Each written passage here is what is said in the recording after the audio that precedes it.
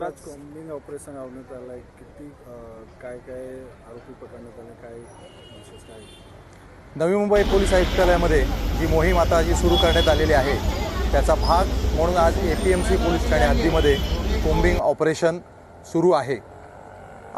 याचा भाग म्हणून आम्ही कोम्बिंग ऑपरेशन करता APMC police station zone 1, zone 2, zone 3 आणि हेडक्वार्टर या ठिकाणाहून जवळपास आम्ही इथे 20 अधिकारी आणि 150 लोकांचे स्टाफ आमचा अंमलदार असे ह्या आम्ही कोम्बिंग ऑपरेशनमध्ये सामील झालेलो आहोत। याचा प्रमुख आमचा उद्देश आहे तो म्हणजे बांगलादेशी नागरिक त्यांना शोधून काढणं, अंमली पदार्थांविरोधी ठोस कारवाया करणं, त्याचप्रमाणे पाहिजे फरार आरोपी जे असतील आमचे त्यांना शोधणं, संशयित जागा, संशयित इसम, संशयित वाहनं ही चेक करणं, त्याचप्रमाणे जे अवैध धंदे आहेत त्यांच्यावरती कारवाई करणं, असं हे प्रमुख आणि अजून काही अशी प्रमुख उद्देश या कोम्बिंग ऑपरेशनचे आहेत।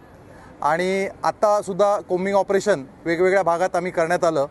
सगळ्यात पहिल्यांदा आम्ही जे कोल्ड स्टोरेजेस आहेत ज्या ठिकाणी संशयित तिथे नागरिक मिळू शकतात किंवा तिथे जे कोल्ड स्टोरेज रेफ्रिजरेटेड असे कंटेनर्स असतात, त्याचप्रमाणे त्या कोल्ड स्टोरेजच्या आतमध्ये जो माल असतो त्याच्या मालामध्ये आम्ही रँडमली तिथे चेकिंग केलं गेलं।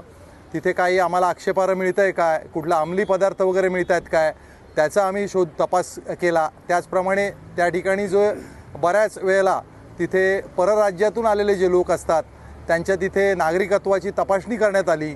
त्याचप्रमाणे संशयित दुसरं काय मिळून येतं का ते पाहण्यात आलं। त्याचप्रमाणे जी झोपडपट्टी आहे ते ग्रीन पार्कच्या जवळची ती मोठी झोपडपट्टी APMC पोलिसांच्या हद्दीमध्ये आहे, तिथेसुद्धा आमचे जे आरोपी आहेत पाहिजे फरारी, त्याचप्रमाणे सराईत जे आमचे जे रेकॉर्डवरचे गुन्हेगार आहेत त्यांची तपासणी करण्यात आली। असं ह्या प्रकारचं अभियान आमचं सुरू आहे। या अभियानाच्या दरम्यान आत्तापर्यंत आम्ही एका ठिकाणी एक नायजेरियन नागरिक त्याला अटक करण्यात आली। त्याच्याकडून म्हणजे त्याचं किंग फिडेलिस असं त्याचं नाव आहे आणि त्याच्याकडून 10 ग्रॅम कोकेन ज्याची आंतरराष्ट्रीय बाजारामध्ये सुमारे 2.5 लाख अशी किंमत आहे ते आम्ही जप्त करण्यात आलेलं आहे। त्याचप्रमाणे एक नजमुल शेख नावाचा आरोपी जो आहे त्याला पकडून त्याच्याकडून एक देशी बनावटीचं रिव्हॉल्वर आणि एक जिवंत काडतूस असे एक जप्त करण्यात आलेलं आहे।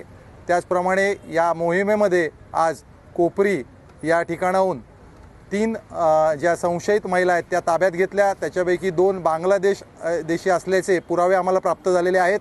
एक महिला जी आहे तिचा आत्तापर्यंत अजूनसुद्धा तपासणी सुरू आहे। त्याचप्रमाणे आम्ही गुटखा विक्री करणारे, दारू विक्री करणारे, सराईत गुन्हेगार असे मोठी कारवाई सध्या सुरू आहे। हे अभियान आमचं उशिरापर्यंत सुरू असणार आहे।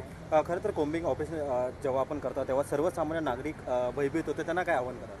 नाही, नागरिकांना आम्ही तसं पण आवाहन केलेलं आहे की आपण कुठलेही काय घाबरण्याची काय परिस्थिती इथे गरज अजिबात नाही आहे। पोलीस जे आहेत ते आमचं काम करत आहेत। त्याचप्रमाणे नागरिकांना या निमित्ताने मी आवाहन करीन की आपल्याला जर कुठे बांगलादेशी नागरिक किंवा अंमली पदार्थ किंवा दुसरं कुठलंही काही आपल्याला जर गैरकृत्य होत असेल, त्याची आपल्याला जर माहिती तुम्हाला मिळत असेल तर ती कृपया तुम्ही पोलिसांना शेअर करा।